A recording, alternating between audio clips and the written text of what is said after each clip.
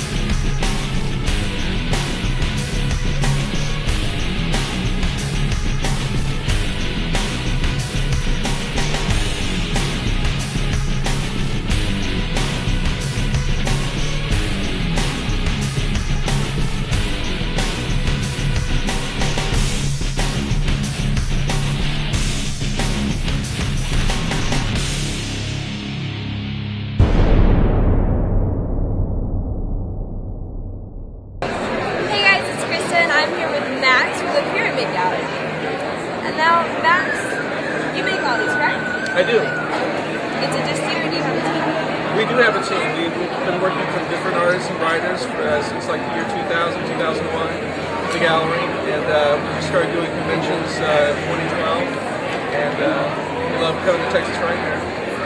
Now, do y'all have a certain space here in Texas, or out of state? I'm out of state. I'm actually from Kansas City, Missouri. Interesting. So y'all come here every year? Yeah, this is our fourth year here. Fourth year? Yeah. Now, what's your favorite? Well, of course, the original lament configuration is a crowd favorite. I love pleasing the crowd. But another favorite would be this box called the Lost configuration. It's very different from the original, but it seems to be a crowd favorite too. Yeah, my intention is to make all the boxes as music boxes. I start them off like a solid piece like this, and what I'll do is I'll convert this into a music box once I get home. Now, on average, how many questions do you get asked per music box? Yeah, for music box, the main question is, does it really work? Will it open the gate to hell? I'm like, yeah, we're still working on all that. What was your inspiration for making that? I was a big Hellraiser fan when I was a kid. I think I was like maybe 17 or 18 when the movies came out. I used to rent them from 7-Eleven. That's back in the days when you get a VHS from 7-Eleven. We'd watch those all together, me and my friends. So I always wanted the box. I used to go to conventions looking for the box. And I couldn't find one. When I did, sometimes they were as high as $350. So I decided to make one for myself. Sold a couple on eBay. Doing that turned into making a website, and then we started doing the conventions. So it's been fun. It's been a long time we've been doing it. Shoot, this is probably it's getting close. It's been almost 16 years. Wow. Well, there you have it, guys. I mean, check out the Pyramid Gallery. Thank you, Matt. Thank you so much. Have a nice day. You too.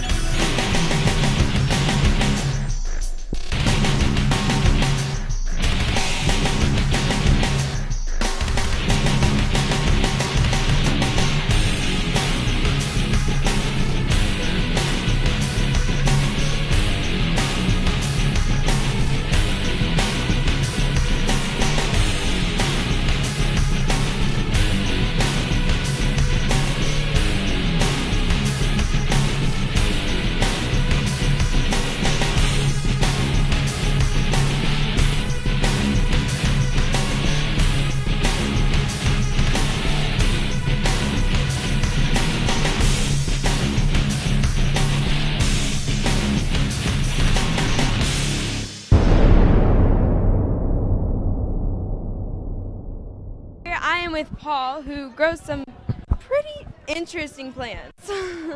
So, what started all of this? Well, I moved to Tallahassee, and you got more of a variety of carnivorous plants there than almost anywhere else on the planet. So I ended up getting hooked on those, ended up moving back to Dallas, and figured, hey, let me go ahead and start raising them. Well, they kind of took over, and so now I'm selling them. What plant on this arrangement is your favorite? Where do I start? That's the problem. All of them I like. And it's being able to go ahead and choose one is like deciding, okay, what skin cell is my favorite? Well, Yeah, I think I like this one the most, right here. which one is the most complex to care for? Quite honestly, out of the ones I have over here, I would have to say the fanged pitcher plant over here. However, Venus flytraps are also very, very cantankerous in their own right. I don't recommend them to beginners, but there are a lot of other species that are much, much easier to raise. Now, how many conventions do you go to, say, per year? It honestly depends on per year, anywhere between 2 to 6, as well as reptile shows, other events. Do you say you sell pretty good? Because this looks like it would drag a lot of people in. I mean, pretty vibrant Texas colors. Frightmare Weekend is one of my absolute favorites. Let's put it this way. I go ahead and I buy donuts for the staff here just to let them know how much I appreciate this convention. So, Now, is it just you in this business? right now, my wife does jewelry, but no, for the most part, it's just me. So, yeah. So, do you have a certain spot where you grow all of these? Yes, I do. In fact, we have a space over at what used to be Valley View Center here in Dallas. It's now the galleries at Midtown. We have a gallery on the lower level where every Saturday of every month we have what's called Art Walk, where all the galleries open up. We've got live music, we've got other events going on, and we open up to allow people to come in and take a look at a lot of the larger enclosures that I'm working on. You know exactly what you're doing here. I mean, it looks like you've got your little pet shop of plants. Trying my best. Trying my best. Well, thank you for your time. Well, thank you. There you guys have it. I mean, check them out. Thank you. Thank you. Thank you very much.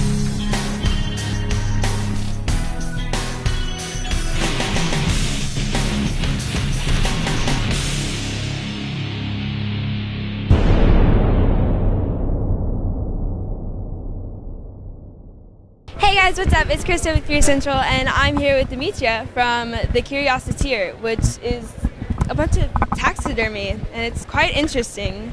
So, what started this? I had my very first specimen when I was 9 years old. It was a shark in a jar, shark fetus in a jar. And yeah, it was my prized possession. Like if the house had caught on fire, I'd have saved the pets and I'd have saved my shark. And so I tried to bottle my own when I was a kid. I picked up roadkill and put it in jars with alcohol. You can't do that. I had a snake explode once, and it was the most disgusting thing that's ever happened to me. And but then I got to college, and I hooked up with a guy that had a mortuary science degree and access to formaldehyde. And that just rebirthed the entire thing. And yeah, so that's what I've been doing for the past decade. Now, do all of these die of natural causes, or? Nothing is killed specifically to be what it is. Everything is a byproduct of something else.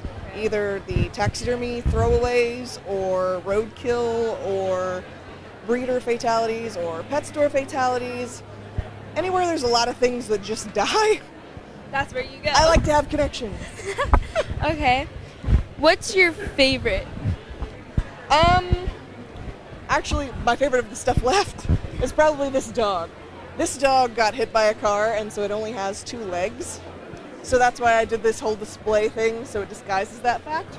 And I thought it turned out rather cute. It's very colorful. Yeah, right? More colorful than most of my stuff.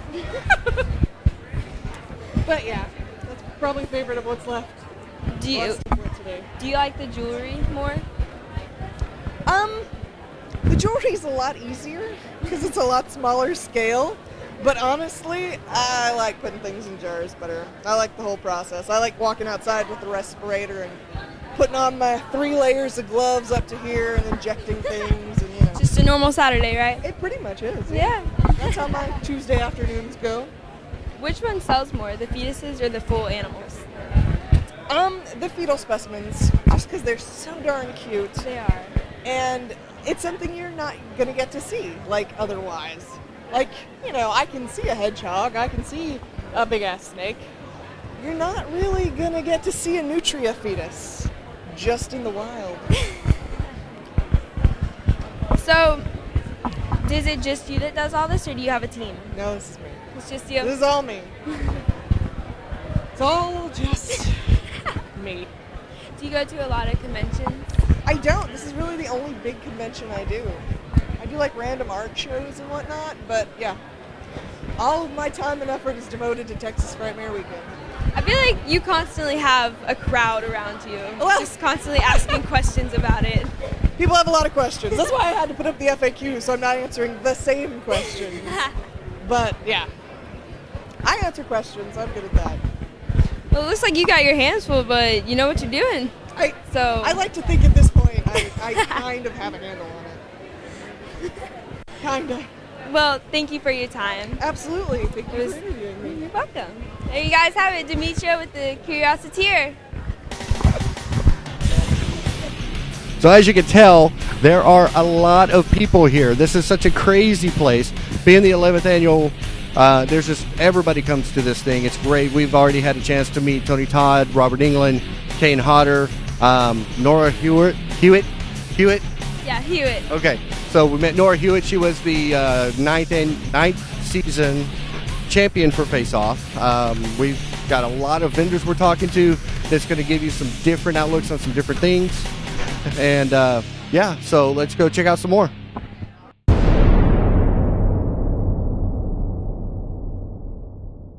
So, Dora, what was your mindset on the show?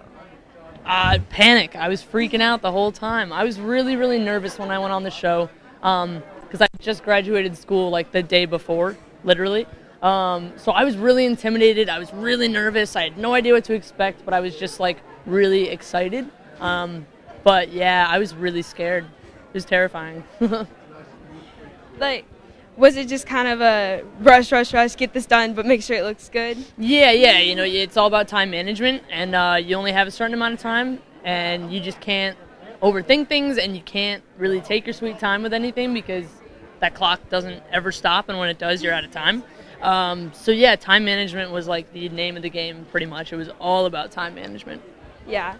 What ignited the passion for special effects? I've been a fan my whole life. I grew up on horror movies. I love slasher movies. I love, you know, the old stuff from the 80s and way before that, Suspiria. You know, I love anything and everything horror, and that's where it all started. I just loved monsters, and I always loved movies, and I knew I wanted to do something in the film industry and in the art world, and I didn't really make the connection that, like, special effects was that thing. I just had no idea. I was like, oh, maybe set design or whatever, you know. I was just like, oh, special effects, duh. Like, that makes so much sense. But it didn't click for a while, but I've just been a fan my whole life. What was your favorite challenge on the show? Oh, my favorite challenge on the show.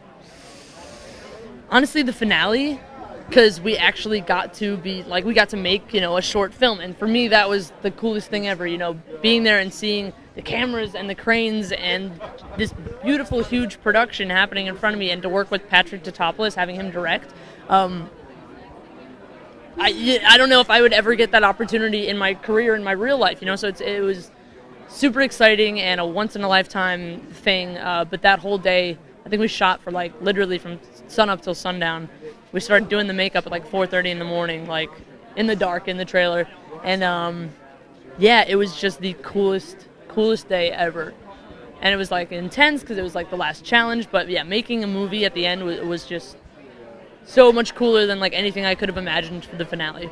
Was it on the show or before that it finally clicked to you that this is going to be your profession? Oh, I mean, like, before the show, you know, I was, like, hoping that it worked out and that this was what I was going to do forever. But, yeah, I think once I got into school and I was doing it, I was just like, yeah, this makes sense. Like, literally, as soon as I, like, visited the school for the first time, before I was even enrolled, I was just visiting. It was back in, like, 2011.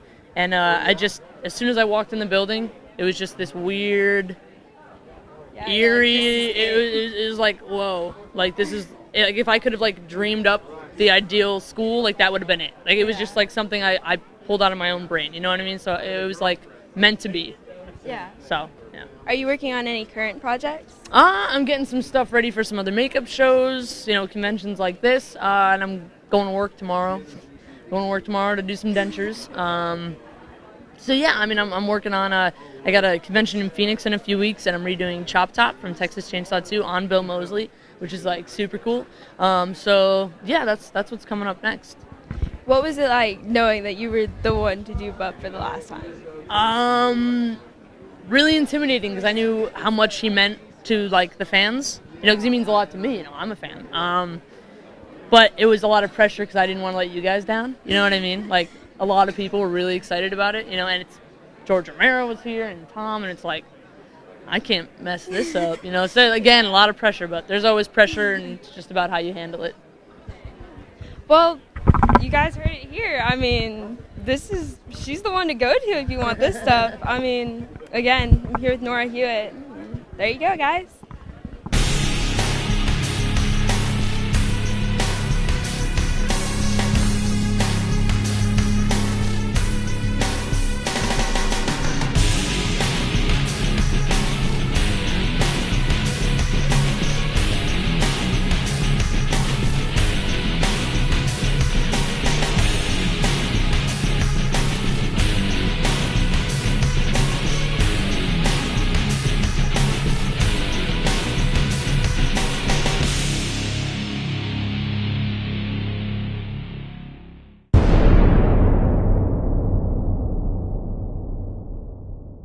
Texas Frightmare with Robert and Scorpion Sound, and he does a lot of scoring for films and stuff like that. How are you today, Robert?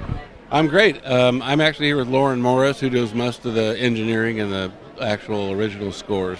Oh, okay. So how did y'all get started in this? Well, we've been musicians all our lives and recording. Well, she's a recording artist. I'm a session guy out of Austin. So we have been recording music for a long, long time. And it just sort of evolved into doing more of a service for film and television.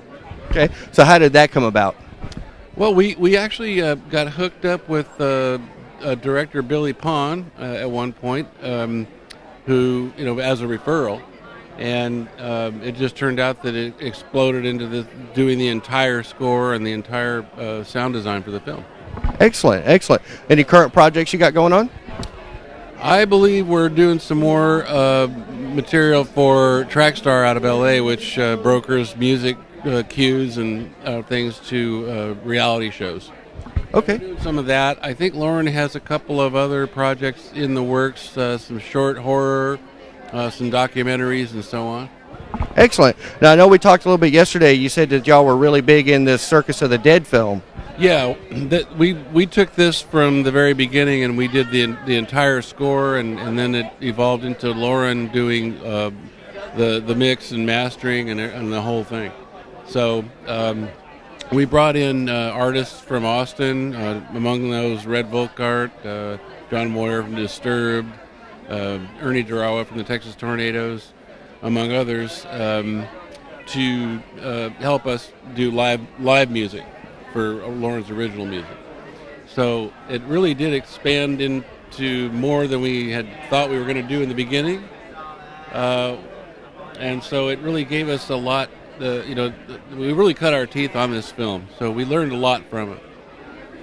Excellent. Well, thank you very much for your time. Sure thing. Appreciate it. Have a great day. All right, thank you.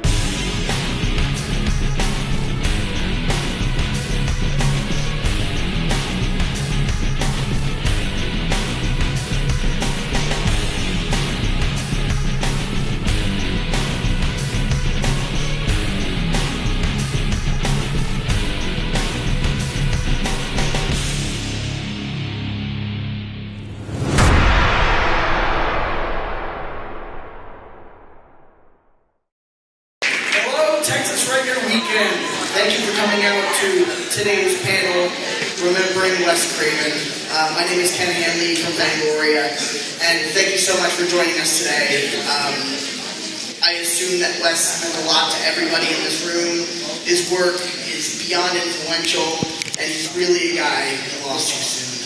And but Personally, I didn't know the guy, and so right now we're going to introduce some people who did know him very well, worked with him in some of our most iconic horror movies. Ladies and gentlemen, I would like to welcome to the stage, Robert Englund.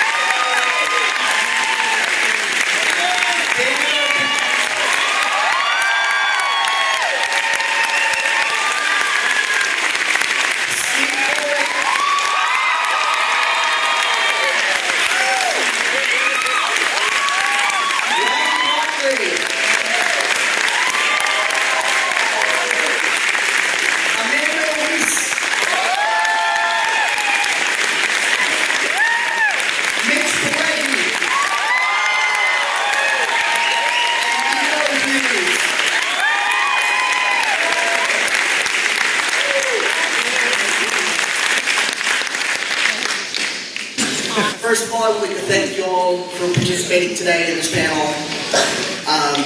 And just to get started, could you each go down the line and talk about your first impression of Wes Craven? Well, my first impression, I wanted a job. Back in the day, we sort of imagined Wes to be kind of like David Lynch. I was expecting this sort of gaunt, goth man dressed all in black. And because I've been hanging out at a New Wave bar on La Brea in Hollywood. Had a crush on the little punk bartender, and they had a monitor on either end of the bar. And on one was a continuous loop of Eraserhead, and on the other was a continuous loop of The Hills Have Eyes and Last House on the Left in black and white. And after a couple of Irish whiskeys, they started to fuse together in my imagination. But I really respected Wes as an artist, and I went in on the interview. It was fitting in my schedule. I was doing TV then. And here's this, handsome, erudite man sitting head to toe Ralph Lauren, very preppy, pleated pinwheel corduroys, two-tone Oxford shoes. Not at all what I imagined, and a wonderful raconteur and storyteller. And he began to tell me his concept for Nightmare on Elm Street, and now I really wanted the part, And so that was my first impression. I just played staring games with Wes, trying to make myself shut up because I'm a motor mouth. And I got the part, and I either got it because Wes really liked me, or because I have a skinny face and I can take a lot of foam latex. I was like Robert. I thought I was going to come face to face with a man who, I was thinking more of a sleazier.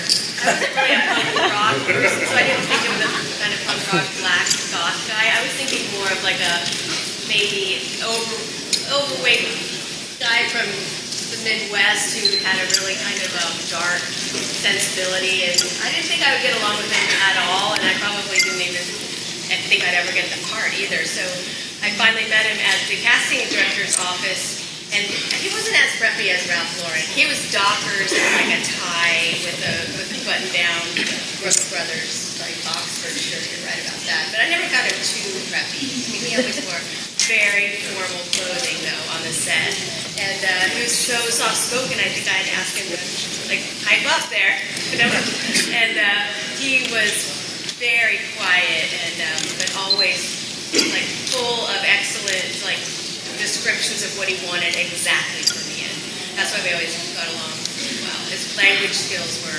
superb.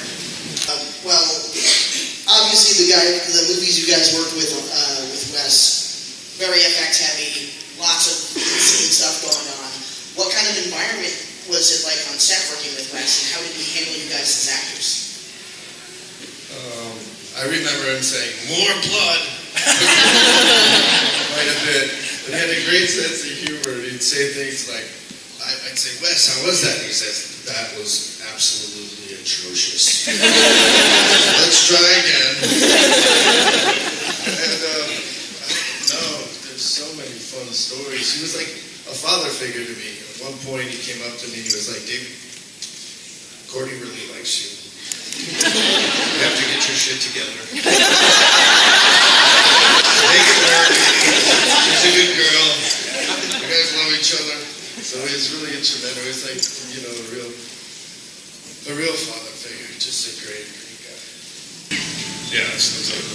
Yeah, no matter a lot on all of the shows, they were always tough shoots. They were always very physical.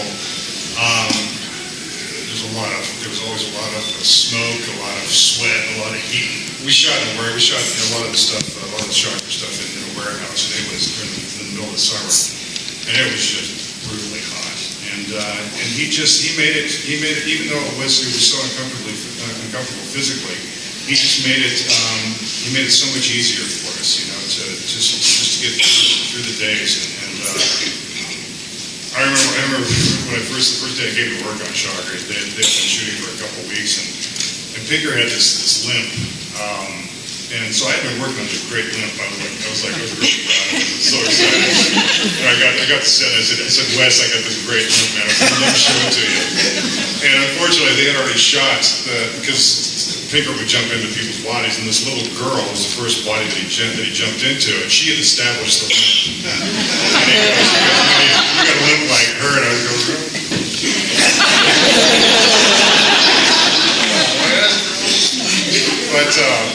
but he made everything. I was fortunate to work with him on like four projects, and I worked on the last thing that he produced, Girl in the Photographs. I didn't know that he was as ill as he was, and we were kind of tweeting back and forth and texting, and I really wanted to. I was hoping that he was going to come up to the set, shot on Vancouver Island, and he didn't. I then was passed, and it was white, and we didn't make it up. But I was very sad that I didn't see him again. Yeah.